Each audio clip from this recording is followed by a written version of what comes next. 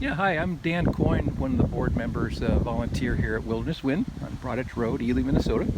We got 4 cabins and a yurt. And who are you? My name is Adam Crick. I am an environmental specialist for St. Louis Oh, County, cool. Minnesota. And your first name is Zem? Adam. Oh, Adam, I'm sorry. Yeah. Adam. Adam Crick. And Adam, how do we get a hold of you?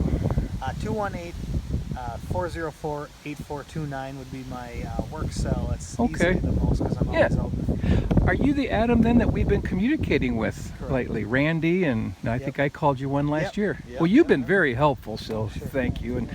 And I know we're not freaking out over the definition of pressurized water, so initially we thought, well, it's just gravity water with our 65-gallon tanks. Yeah. But technically, some So, people think it's This is kind of in that gray spot where no pun intended. yeah, exactly. Where it is under pressure, even though it's gravity. Yeah. And it is restricted by the amount that the tank Sure. can actually hold. But Yeah.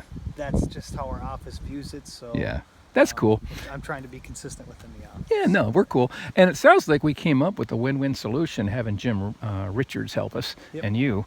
And I'm going to play dumb and just try to explain it, and you tell me if I'm way off or not. Sure. For a gray water, we're going to have a septic field for the gray water for each unit. We're going to have at least 3 feet of good soil or sand above that, and I don't know what it's called, but where that mineral line is. Redoxamorphic Yeah, features is yeah. the fancy word. So just make sure that that's at least 3 feet. We can go higher. Yep. I mean, put more soil in, but you just want to have at least 3 feet between whatever we put down there to hold initially that gray water coming out.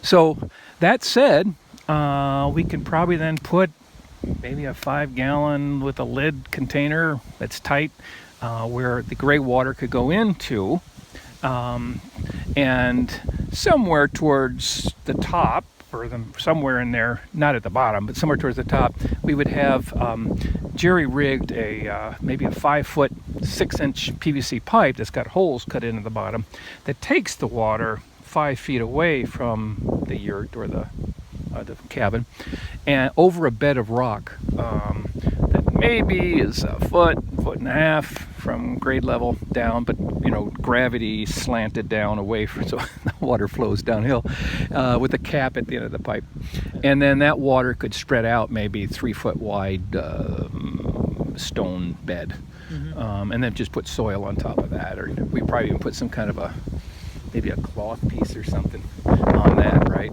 Yeah.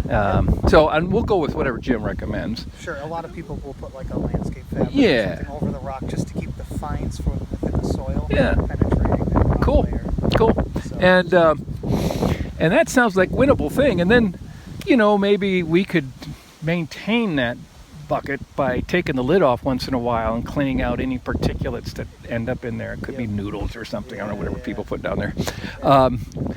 And also maybe have a screen of some sort that Jim recommends to make sure those noodles don't float down, into that If they into get that into bed. that PVC pipe, what they can do is they Clog can up the holes clog and up stuff. the Yeah. perforations, and then Cool. it's going to back up. Well, Adam, I don't know what you think, but that sounds very doable. Yeah, I think so. Yeah. Definitely. I can't say enough that we thank you for your help. Sure. You've been very patient with us. You gave us deadlines that we surpassed, so sorry. But part of it is we wanted to get it right. And through my old man digging and Jim's busyness, we finally got him in the holes and inspected it. Well, we got a short season up here to work with. Yeah. So that makes it tough. Anything else we should be thinking about, Jim? Or Adam? I just, once the systems are in, we would probably expect them to be inspected for maybe the next year or two. Oh, just sure. to make sure that everything's working. Yeah, no properly. leaks, that kind of thing. Yep. Yeah. And that they're not the pipe themselves or the system isn't being overloaded by too much water. Yeah. I don't foresee that happening, but We tend to use about 5 gallons, per unit, but we try to double that in our theory, saying, well, okay, maybe 10 gallons. Yeah. But I've never seen anyone use 65 gallons. Good. That's a lot of water. That's good. Well, it's cool because we don't have toilets or anything. It's just really washing dishes Yeah. and washing your hands. Sure. So. Sure. which is why I think it's a lot easier to kind of be a little more lenient on this, because we know it's not including any solid waste or anything. It's mostly just the gray water. So we got a little flexibility there in what we want to do.